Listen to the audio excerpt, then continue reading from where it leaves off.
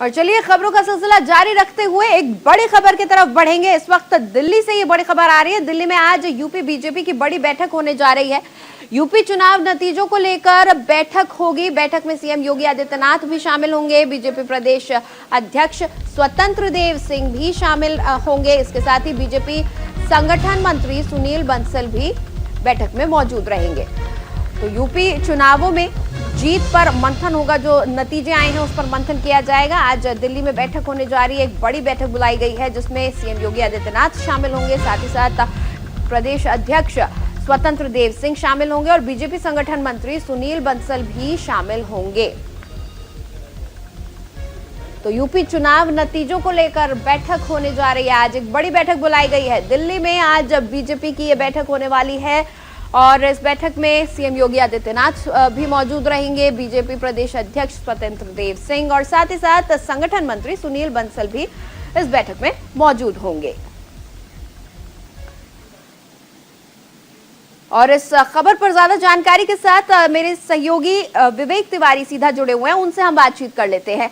विवेक, ऐतिहासिक जीत है, ऐतिहासिक जो सीएम योगी का जो दूसरा शुरू होने वाला है टर्म, वो ऐतिहासिक है। आज ये जो बड़ी बैठक बुलाई गई है इस पर विस्तार से जानकारी दें।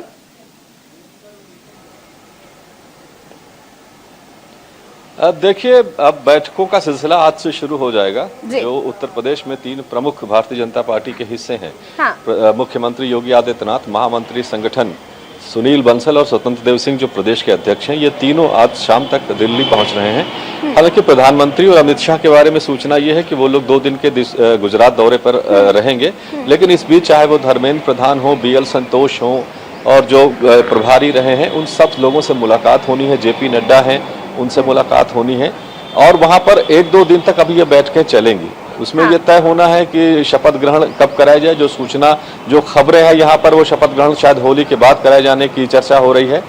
और इसके अलावा मंत्रिमंडल में कौन रहेगा कौन नहीं रहेगा, डिप्टी सीएम का जो फॉर्मेट दिया गया था 2017 में, वो कंटिन्यू करेगा या नहीं करेगा, अगर करेगा तो कौन रहेगा, तो इन सारी चीजों पर चर्चा होनी है। ये सब तारीखें तय होने के बाद फिर उसके बाद उत्तर प्रदेश में यही राजधानी लखनऊ में एक विधानमंडल दल की बैठक होगी। जो नए विधायक भारतीय जनता पार्टी और के चुन करके आए हैं और फिर उसके बाद मुख्यमंत्री के नाम पर मुहर लगाई जाएगी। तो ये सारा प्रोसेस होना है, होली के पहले हो जाना है। इसलिए अब बैठकों का सिलसिला जो भी होगा वो दिल्ली में होगा। और ये 3 प्रमुख लोग उत्तर प्रदेश से, सुनील बंसल जो महामंत्री संगठन है, मुख्यमंत्री योगी आदित्यनाथ जो निवर्तमान मुख्यमंत्री हैं और प्रदेश अध्यक्ष स्वतंत्र देव सिंह, ये 3 लोग प्रमुख भूमिका में रहेंगे उत्तर प्रदेश की तरफ से। सीएम के साथ ही साथ मंत्रिमंडल को लेकर भी अब बैठकें शुरू होंगी। कौन से नाम सामने आ रहे हैं?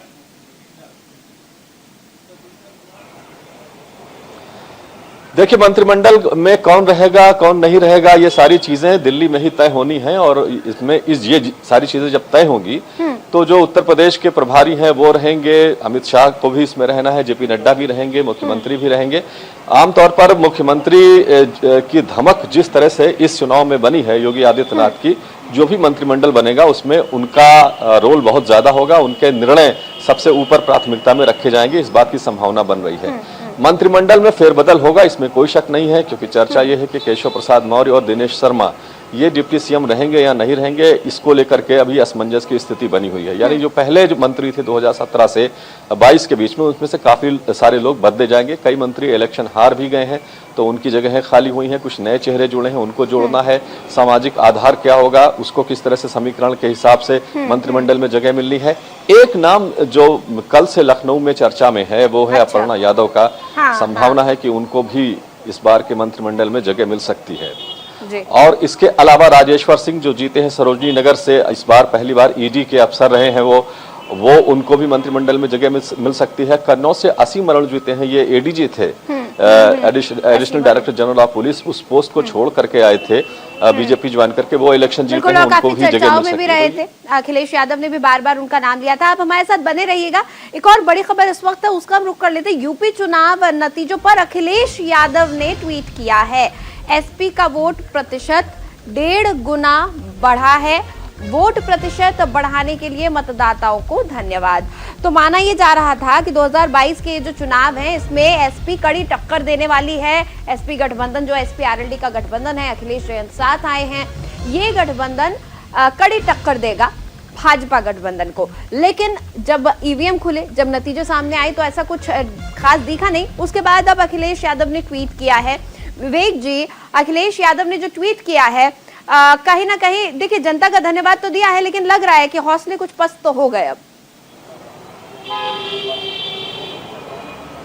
बिल्कुल निराशा होगी। बीते 5 साल से 2017 से 22 तक वो सरकार में नहीं थे और आने वाले 5 सालों के लिए वो सत्ता से बाहर हो गए हैं, तो निराशा तो जरूर होगी। समर्थक टूट जाते हैं, इस बीच कार्यकर्ताओं का जोश खत्म हो जाता है।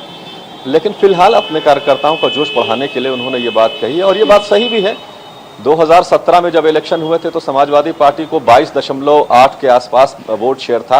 इस बार अकेले समाजवादी पार्टी का वोट प्रतिशत 32% हो गया है और अगर सहयोगी दलों के वोट प्रतिशत को जोड़ लें तो वो 35% के आसपास है। ये समाजवादी पार्टी का अब तक का, जब से समाजवादी पार्टी बनी है तब से लेकर के अब तक का सबसे अधिक वोट शेयर है। मुलायम सिंह यादव जरूर मुख्यमंत्री रहे उत्तर प्रदेश में कई बार, लेकिन जो वोट शेयर समाजवादी पार्टी का रहा है उनके समय से लेकर के 2000 अब तक का, उसमें 2022 में जो अखिलेश यादव ने वोट प्रतिशत हासिल किया है वो सबसे ज्यादा है। तो इतिहास उनके हिसाब से भी रचा गया है, लेकिन वो इतना काफी नहीं था कि भारतीय जनता पार्टी को चुनौती दे पाते। बीजेपी का जो वोट प्रतिशत था वो 39% के आसपास 2017 में था, जो इस बार बढ़कर 42-43% के आसपास पहुंचा है। यानी उन्होंने एंटी इनकम्बेंसी तथा कथित के बावजूद अपने वोट शेयर को इंटैक्ट रखा, उसमें 3 से 4% का इजाफा किया। तो रणनीति बीजेपी की भी थी। बहुजन समाज पार्टी के लिए बड़ी दिक्कत हुई। उनका वोट प्रतिशत अखिलेश यादव के वोट प्रतिशत से भी ज्यादा था 2017 में और वो घट करके सिर्फ 12% के आसपास रह गया है। और ये माना जा रहा है, विश्लेषक ये कह रहे हैं कि जो 10 से 12% का नुकसान बहुजन समाज पार्टी को अपने वोट शेयर में हुआ है, उसका 60 से 70% फायदा भारतीय जनता पार्टी को हुआ है। ये जो जीत है इसमें कहीं ना कहीं बहुजन समाज पार्टी के जो मतदाता थे जिन्होंने बीएसपी को छोड़कर भाजपा को चुना है, ये एक बहुत बड़ी भूमिका में थे। बिल्कुल बिल्कुल, बहुत बहुत शुक्रिया विवेक इस तमाम जानकारी के लिए आपका। तो कहीं ना कहीं नतीजों ने बता दिया कि मोदी और योगी की डबल इंजन सरकार को जनता खुली बाहों के साथ स्वीकार कर रही है। मिशन 2022 में बीजेपी को जबरदस्त कामयाबी मिली। देश के सबसे बड़े सूबे में बीजेपी ने लगातार दूसरी बार भगवा लहरा दिया। बीजेपी की इस महाविजय ने यूपी की सियासत में कई रिकॉर्ड तोड़ दिए हैं तो कई नए बना भी दिए हैं। देखिए इस रिपोर्ट में। जय जय श्री राम, जय जय श्री राम, जय जय श्री राम। और मैं सभी ज्ञानियों को कहता हूं कि देश की भलाई के लिए अब पुरानी घिसी पिटी रिकॉर्ड छोड़ के जरा नए सिरे से सोचना शुरू किया। काम दमदार, सोच ईमानदार और पीएम मोदी का विश्वास। यूपी के मिशन 2022 में बीजेपी ने इन सब के बलबूते विरोधियों को पूरी तरह से परास्त कर दिया। चुनाव प्रचार के दौरान जब पीएम मोदी लखनऊ पहुंचे थे और सीएम योगी के कंधे पर हाथ रखे हुए जो तस्वीरें मीडिया में आई थी, उनसे साफ हो गया था कि बीजेपी को यूपी की सत्ता में फिर से वापसी का पूरा भरोसा है। और जो नतीजे आए उनसे बीजेपी को होली से पहले होली मनाने का मौका मिल गया।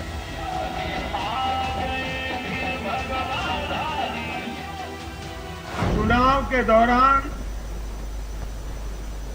भाजपा के कार्यकर्ताओं ने मुझसे वादा किया था कि इस बार होली 10 मार्च से ही शुरू हो जाएगी।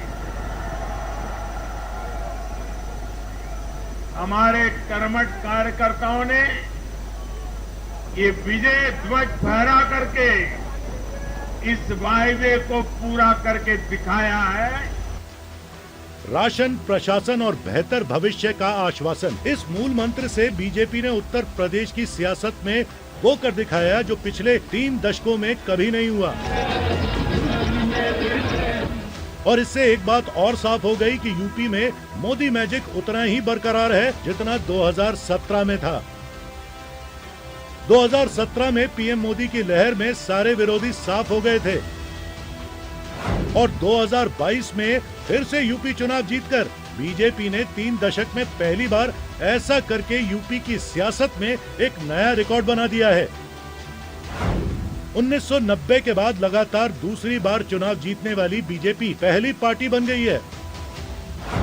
2017 में भी बीजेपी को अपने दम पर बहुमत मिला था। और बीजेपी ने 403 में से 312 सीट पर जीत हासिल की थी। 5 साल बाद फिर चुनाव हुए और फिर यूपी की जनता पर मोदी का जादू चला और एंटी इनकम्बेंसी के बावजूद बीजेपी की सत्ता में वापसी हो गई। बीजेपी तो जीती ही, सीएम योगी ने भी रिकॉर्ड जीत हासिल कर लगभग साफ कर दिया है कि सीएम योगी फिर से यूपी की कमान संभालने जा रहे हैं। किसान आंदोलन के चलते विरोधी दावा कर रहे थे कि जाटलैंड में तो बीजेपी का सूपड़ा साफ हो जाएगा, लेकिन जब नतीजे आए तो पता चला कि पश्चिमी उत्तर प्रदेश में कमल खूब खिला है। 2017 की तरह ही बीजेपी पूरे उत्तर प्रदेश में छा गई। एक प्रचंड बहुमत भारतीय जनता पार्टी के राष्ट्रवाद, विकास और सुशासन के मॉडल को उत्तर प्रदेश की 25 करोड़ जनता का आशीर्वाद है और इस आशीर्वाद को हम सबको स्वीकार करते हुए आम जनमानस की आकांक्षाओं के अनुरूप सबका साथ, सबका विकास, सबका विश्वास और सबके प्रयास के इस मंत्र को अंगीकार करते हुए निरंतर आगे बढ़ाना होगा। यूपी विधानसभा चुनाव को 2024 का सेमीफाइनल माना जा रहा था और सेमीफाइनल जीतकर बीजेपी ने 2024 के फाइनल पर मजबूती से दावा ठोक दिया है।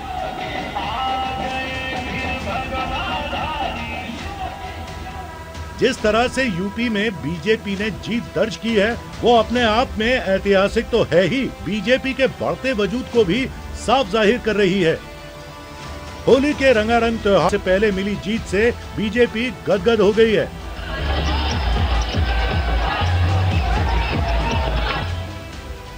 वैसे तो 2007 के बाद से ही यूपी की जनता जिस भी पार्टी को सरकार चलाने का मौका दे रही है उसे स्पष्ट जनादेश दे रही है, लेकिन पिछले 30 सालों में ऐसा पहली बार हुआ है कि जब किसी पार्टी को लगातार दूसरी बार जनता का पूरा आशीर्वाद मिला हो।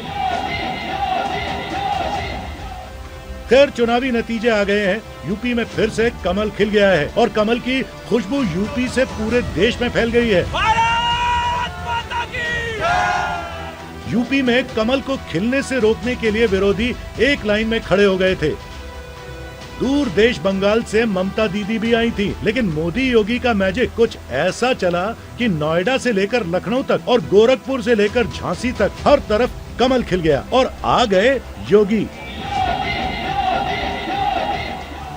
Bureau report, news India. और रुक करेंगे उत्तराखंड से आ रही बड़ी खबर का। उत्तराखंड में सीएम धामी के हार के बाद गरमाई सियासत, बीजेपी में सक्रिय हुए सीएम पद के दावेदार।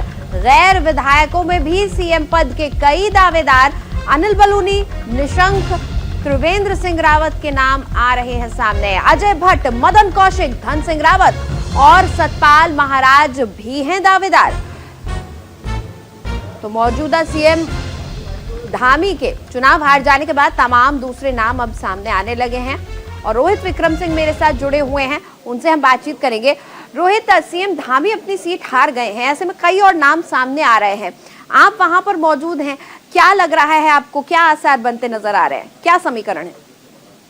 बिल्कुल साफ तौर पर जिस तरह से अनप्रेडिक्टेबल जो इस नतीजे को भारतीय जनता पार्टी ने स्वीकार किया है और भारतीय जनता पार्टी भी कहीं ना कहीं अचंभित है, क्योंकि कांटे की टक्कर जो है कांग्रेस और भारतीय जनता पार्टी के बीच में बताई जा रही थी इस चुनाव में, लेकिन एंटी इनकम्बेंसी का फैक्टर भी इस बार काम नहीं आया और जनता ने एक बार फिर से प्रधानमंत्री नरेंद्र मोदी पर अपना विश्वास जताया। और जिस तरह से गढ़वाल मंडल और कुमाऊं मंडल में प्रधानमंत्री नरेंद्र मोदी की जनसभाएं हुई और जो सौगातें दी, जनता ने उनको स्वीकार किया है और बीजेपी को एक बार फिर से प्रचंड बहुमत की सरकार दी है।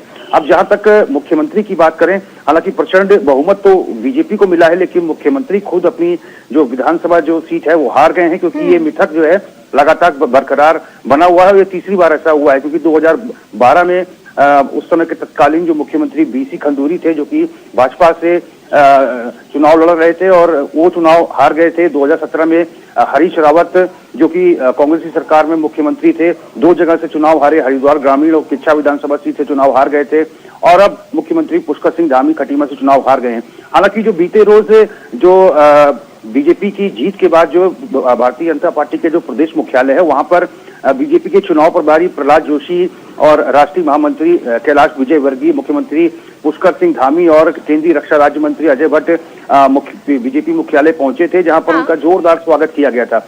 और इशारों में प्रहलाद जोशी ने साफ तौर पर कहा था कि मुख्यमंत्री पुष्कर सिंह धामी उत्तराखंड बीजेपी के सबसे पॉपुलर चेहरे हैं। उसके बाद कैलाश विजयवर्गीय ने भी कहा था कि ये मुख्यमंत्री पुष्कर सिंह धामी प्रदेश की नहीं बल्कि राष्ट्रीय स्तर के नेता हैं। और उसके बाद से जो मुख्यमंत्री पुष्कर सिंह धामी की इन दोनों बड़े नेताओं के साथ बातचीत हुई है, क्योंकि मुख्यमंत्री की जो विधानसभा सीट है वहां पर मुख्यमंत्री ने खुद कहा है कि उनके खिलाफ भितरघात हुआ है और पार्टी के लोगों ने उनको हराने का प्रयास किया है।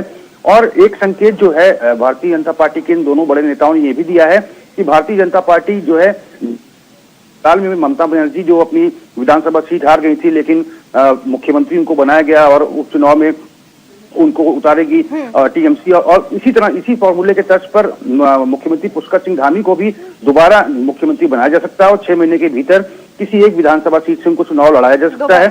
चंपावत से जो विधायक हैं नितिशा कैलाश गहतोड़ी, वो मुख्यमंत्री पुष्कर सिंह धामी के लिए अपनी सीट छोड़ने के लिए तैयार हैं। चंपावत से वो भारी बहुमत से जीत के आए हैं। और इसके साथ अगर अन्य कयासों की बात करें तो पूर्व सीएम डॉक्टर रमेश पोखरियाल निशंक भी इस दौर में है, क्योंकि वो पूर्व में केंद्रीय शिक्षा मंत्री रह चुके हैं, लेकिन अपने पद से उन्होंने इस्तीफा दे दिया है। फिलहाल वो खाली है और संगठन ने उनको भारतीय जनता पार्टी उत्तराखंड की जिम्मेदारी दी है। उनके नाम पर भी मुहर लग सकती है। और पूर्व सीएम त्रिवेंद्र सिंह रावत की अगर बात करें, तमाम बड़े नाम है उत्तराखंड बीजेपी में, अब तमाम बड़े नाम है। सीएम की रेस में कौन आगे निकलेगा ये देखने वाली बात होगी। बहुत बहुत शुक्रिया रोहित इस पूरी बातचीत के लिए आपका। चलिए रुख पंजाब का करेंगे। अब बड़ी खबर, पंजाब के सीएम चन्नी आज अपना इस्तीफा देंगे और कैबिनेट बैठक के बाद इस्तीफा देंगे चन्नी। सुबह करीब 11:30 बजे मंत्रिमंडल की बैठक होगी, जिसके बाद सीएम चन्नी अपना इस्तीफा देंगे। सीएम चन्नी चुनाव हार गए, जिसके बाद आज उनके इस्तीफा देने की खबरें हैं कि आज करीब 11:30 बजे एक बैठक होगी मंत्रिमंडल की, जिसके बाद में वो इस्तीफा दे देंगे। तो पंजाब के सीएम चन्नी आज अपना इस्तीफा देंगे कैबिनेट की बैठक के बाद में। वो अपना इस्तीफा सौंप देंगे। और मेरे सहयोगी सतिंदर मेरे साथ जुड़े हुए हैं, सीधा उनसे हम बातचीत कर लेते हैं। सतिंदर, चन्नी जिस तरह से हारे हैं, जाहिर तौर पर बहुत ज्यादा निराशाजनक है उनके लिए, और आज इस्तीफा देने की उनकी बात है। अब 11:30 बजे बैठक के बाद इस्तीफा दे देंगे। नितिशा, मैं बताना चाहूंगा कि चन्नी हारे नहीं, तो सही वजह तो हरा गया। चन्नी 2 सीट से हारे हैं। हाँ। और इसमें उसका सबसे बड़ा जो योगदान रहा है कि कांग्रेस का जो अंतरकलह था उसको बहुत बड़ी वजह माना जाता कि कांग्रेस के अंतरकलह की वजह से आज कांग्रेस की जो हालत है उस वजह से हुई है। उनके चाहे चन्नी की बात की जाए या सिद्धू की बात की जाए, उनके बड़े नेता जो भी थे सभी उनको बहुत बुरी तरह से हार का सामना करना पड़ा है नितिशा। लेकिन अगर अब बात भगवंत मान की जाए तो उनको उम्मीद नहीं थी कि हमारी इतनी सीटें आ जाएंगी, लेकिन 92 सीटें आना उनके लिए बहुत बड़ी अचीवमेंट है। और ऐसे बताया जा रहा है कि 11:30 बजे चन्नी जी अपना इस्तीफा देंगे। हाँ। और इस्तीफा के बाद में आम आदमी पार्टी की भी एक मीटिंग की जाएगी सचिवालय में, उसके बाद में उनके मंत्रिमंडल का भी बनाया जाएगा, उस पर बात की जाएगी। बिल्कुल, कल भी ऐसी खबरें आ रही थी कि चन्नी इस्तीफा देने वाले हैं। जैसे रुझान आने शुरू हुए थे तो चन्नी को लेकर तमाम खबरें आने लगी थी। आप हमारे साथ बने रहिएगा। एक और अहम खबर इस वक्त है, उसका हम रुख कर लेते हैं। पंजाब में जीत के बाद आज दिल्ली आ रहे हैं भगवंत मान। केजरीवाल से मिलने दिल्ली आएंगे भगवंत मान। पंजाब में नई सरकार के शपथ ग्रहण पर चर्चा होगी। तो ये बड़ी खबर हम आपको बता रहे हैं। आज भगवंत मान दिल्ली आ रहे हैं, शपथ ग्रहण पर यहां चर्चा होने वाली है। केजरीवाल से मिलने के लिए आज भगवंत मान दिल्ली आएंगे। भगवंत मान जो कि सीएम फेस हैं आम आदमी पार्टी का, वो आज दिल्ली आ रहे हैं। सतिंदर, भगवंत मान को लेकर काफी तरह की बातें हुई, उनका मजाक भी बनाने की कोशिश की गई, तमाम तरीके के माहौल, जिस तरीके का चुनावी माहौल होता है वो बनाया गया माहौल। लेकिन इसके बावजूद जो पंजाब की जनता है उसने मान को भी स्वीकार किया और झाड़ू को भी स्वीकार किया। नितिशा, कल राघव चड्ढा का एक बयान आया था जी। कि लोगों का कहना यह था कि पंजाब में किसी शराबी को कोई अपनी लड़की नहीं देता तो पंजाब की गवर्नमेंट कैसे थामी जाएगी। हाँ। लेकिन उन्होंने क्या कि पंजाब की जनता को सिर्फ ये कहा था कि वोट झाड़ू पर डालनी है, लेकिन राघव चड्ढा का कहना यह था कि लोगों ने झाड़ू नहीं चलाया, लोगों ने वैक्यूम क्लीनर चला दिया है। लेकिन इसके साथ ये भी कहना है उनका कि भगवत मान ने कल जो कहा है कि कुछ बड़ी बातें सामने आई है कि जो सरकारी ऑफिस होंगे उनमें मुख्यमंत्री की फोटो नहीं लगाई जाएगी और वो जो अपना शपथ ग्रहण समारोह है वो खड़कड़ कला जो शहीद भगत आजम की जन्मभूमि है, हाँ। वहां पे जाके अपना शपथ ग्रहण समारोह करेंगे और बहुत सारी बड़ी बातें की कि स्पोर्ट्स स्टेडियम है, कई सारी बड़ी बातें की गई हैं, कई सारी वादे जो है आम आदमी पार्टी की तरफ से किए जा रहे हैं, दावे भी किए जा रहे हैं। बहुत बहुत शुक्रिया सतेंद्र, आप हमारे साथ जुड़े रहे। तो आम आदमी पार्टी को अब खुद को एक बार फिर साबित करने का मौका दिया गया है, दिल्ली के बाद पंजाब की जनता ने मौका दिया है। चलिए अगली बड़ी खबर का रुख कर लेते हैं, गुजरात की हम बात करेंगे। आज से 2 दिन के गुजरात दौरे पर हैं प्रधानमंत्री नरेंद्र मोदी। आज अहमदाबाद में वो रोड शो करेंगे और सुबह 11 बजे अहमदाबाद एयरपोर्ट पर पहुंचने वाले हैं पीएम। एयरपोर्ट से बीजेपी ऑफिस तक पीएम मोदी का रोड शो होने वाला है। एक तरह से ये शक्ति प्रदर्शन आप इसे कहें, क्योंकि 4 लाख लोग शामिल होंगे। ये हम आपको तस्वीरें दिखा रहे हैं अहमदाबाद की, किस तरह से तमाम सड़कों को बीजेपी के झंडों और केसरिया रंग से सजाया गया है। और आज जो है पीएम वहां पहुंच रहे हैं। 11 बजे अहमदाबाद एयरपोर्ट पर प्रधानमंत्री नरेंद्र मोदी पहुंचेंगे। 2 दिन का उनका गुजरात का दौरा है। मिशन गुजरात पर अब पीएम मोदी जुट रहे हैं। 4 लाख लोग आज उनके रोड शो में शामिल होने वाले हैं।